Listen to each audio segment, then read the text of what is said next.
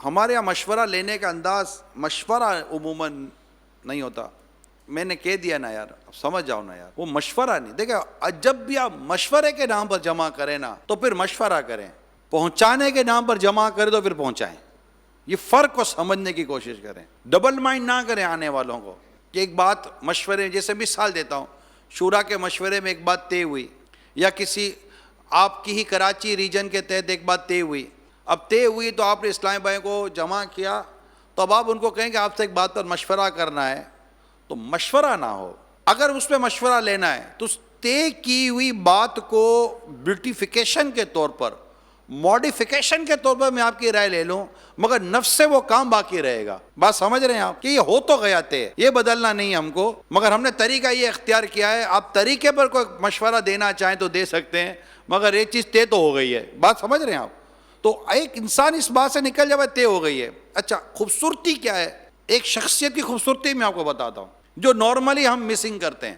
جب آپ ایک چیز کے بارے میں آپ کا ذہن بن جائے نا کہ یار یہ طے ہے, آپ کی عقل قبول نہیں کر رہی, مگر یونیفارملٹی کے طور پر اور ایک آرگنائزیشنل پوائنٹ آف ویو پر یہ بات کیا ہو گئی, طے ہو گئی. آپ کی سنسیریٹی اور آپ کی تنظیمی صلاحیت اور قابلیت یہ ہے کہ اب آپ اختلاف سے باہر آئیں اور جو طے ہو گیا ہے نا اس کو خوبصورت کرنے کے بارے میں سوچنا شروع کر دیں. یہ کسی شخصیت کی بہترین خوبصورتی ہے.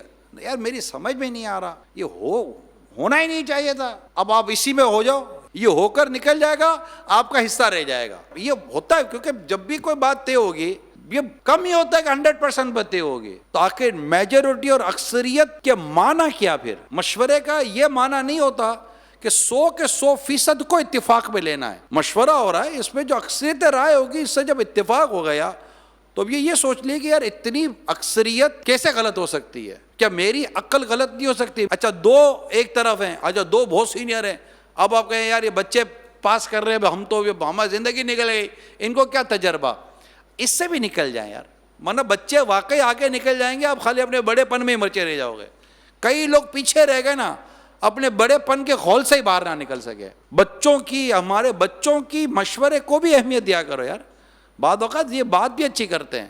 حضرت عمر رضی اللہ تعالیٰ عنہ مدینے کے نوجوانوں سے مشورہ کرتے تھے, اور حضرت اسامہ بن زید رضی اللہ تعالیٰ عنہ کے سامنے دیکھے تو کتنے جلیل القدر صحابہ ہوتے, سینئر, اور قرب رسول صلی اللہ علیہ وسلم کی خاص ان کو سعادت حاصل تھی, مگر سپہ سالار تو وہ بنائے گئے نا, قبول کیا گیا نا. تو یہ چیزیں جو ہے نا, یہ خالی کتابوں کی حد تک تو میں نے, جیسے ابھی تک جو میں نے بیان کیا نا, یہ کہہ سکتے ہیں آپ کتابوں میں باتیں لکھی ہوئی ہیں, مگر حقیقت مردانگی یہ ہے, ہماری تربیت یہ ہے کہ یہ بات جب ہم پر آئے نا تو امیڈیٹلی ہمارے سامنے وہ چیز آ جائے گا, نہیں یار رول یہ ہونا چاہیے. ہمارے طرف وہ رول آتا نہیں ہے, ہم بعض چیزیں حظ نفس کے لیے سنتے ہیں. قبول کرے اور بدلے, قبول کرے, اور ہم قبول کرتے بدلتے نہیں ہیں. یہ ایک اور پرابلم ہے ہم لوگوں کا, اور جب ہم بدلے جاتے ہیں تو مسئلہ پیدا ہو جاتا ہے کہ اب ہمیں کیوں بدلا گیا. بھائی آپ بدل نہیں رہتے تو دوسرا آپشن ہی نہیں تھا. بات سمجھ رہے ہیں آپ؟